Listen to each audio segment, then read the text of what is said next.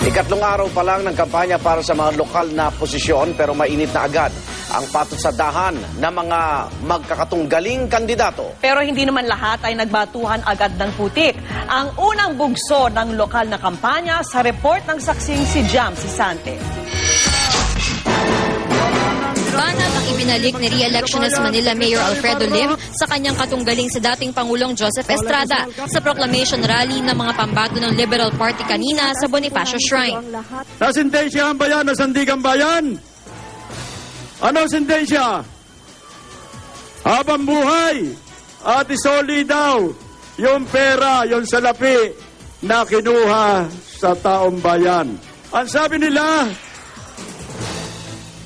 si Mayor Lim daw walang nagagawa sa Maynila. Totoo ba yun?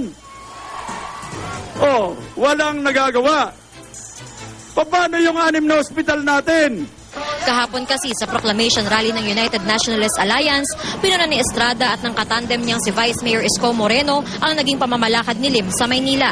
21 years, ano ang susunod na tanong? Kamusta naman tayo? Hindi ko malaman. Medyo yanin na yata. Sinabi niya, ako daw po ay ex-convict at plunderer. Kung ako ay ex-convict at plunderer, bakit punta ka ng punta sa Tanay nung nakakulong ako roon? Mismong si Pangulong Aquino ang nag-endorso kay Lim, ang running mate niyang si Lou Veloso at iba pang kaalyado nitong lokal na kandidato. Sa pamumuno ni Mayor Lim sa Maynila, hindi po tayo kailanman nahirapan na makipag-ugnayan sa kanya at nangunguna po siya sa paglilingkod sa ating mga kababayan. Pag sinabi mong mahirap ang isang tao, wala na siyang mararating. Ang binibigay namin ay pag-asa, pagsisikap, nang marating mo ang gusto mo sa buhay.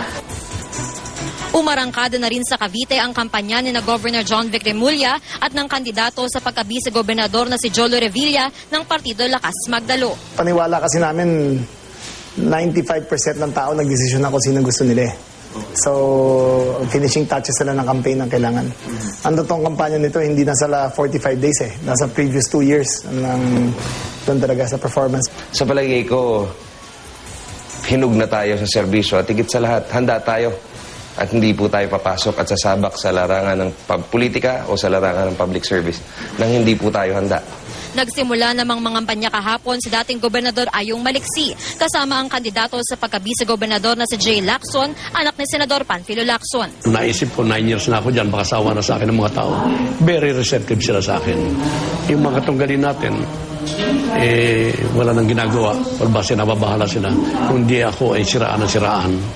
Ang mga Paul na parinira ang ginagawa na sa akin. Ang pagkakitahe ko, anak ako ni Senator Ping na kilala ng hindi lamang ng ating mga kababayan dito sa Cavite, kung hindi lahat ng mga Pilipino, mga kababayan natin sa buong bansa, no, na no nonsense na ano siya, anti-corruption na public servant ng ama at hindi siya nagsamantala sa posisyon niya at hindi siya nagdang. No? So, ako yan din ang daladala ko. Makakalaban naman ni na Revilla at Lacson ng incumbent Vice Governor na si Recto Cantimbuhan. Bagamat anak sila ng mga anang senador at siyempre mga popular, ay naniniwala naman tayo na nagkakaroon naman ng pagpili ang ating mga kababayan.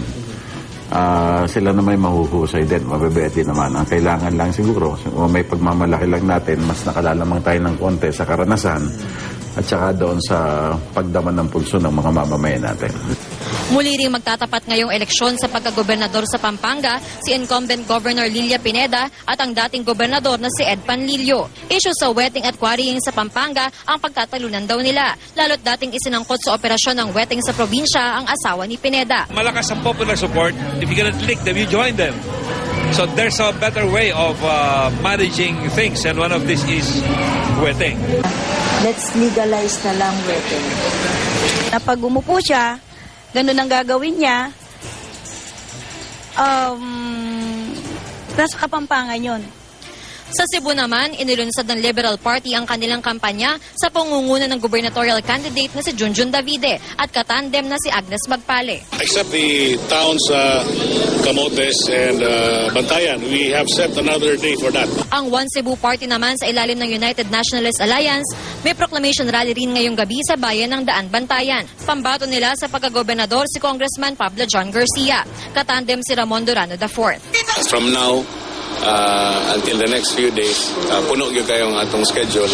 Sa palengke naman ng bayan ng Konsolasyon ng kampanya si independent gubernatorial candidate Boyet Cortez. I think I am a very good material para mahimong sunod yung governor sa Cebu. Ang isa pang independent gubernatorial candidate na si Hermelito Bulala, paplanuhin para muna ang kanyang kampanya.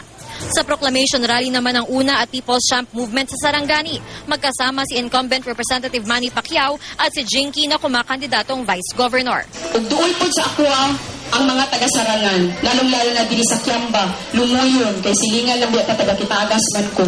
Ang kalaban naman ni Jinky na si Sarangani Board Member Eleanor Sagigit, nag-caravan rally sa Alabel, Sarangani kahapon. Wala na sa isip ko yon na malaking tao yung kalabang ko kasi nakita ko na kung paano nag-respond yung taong bayan ng Sarangani sa akin ngayon. Tumatakbo ring vice-gobernador ang independent candidate na si Jose Lorde Villamor, pero wala pa siyang planong aktibidad ngayon. Ako si Jam Sesante, ang inyong saksi.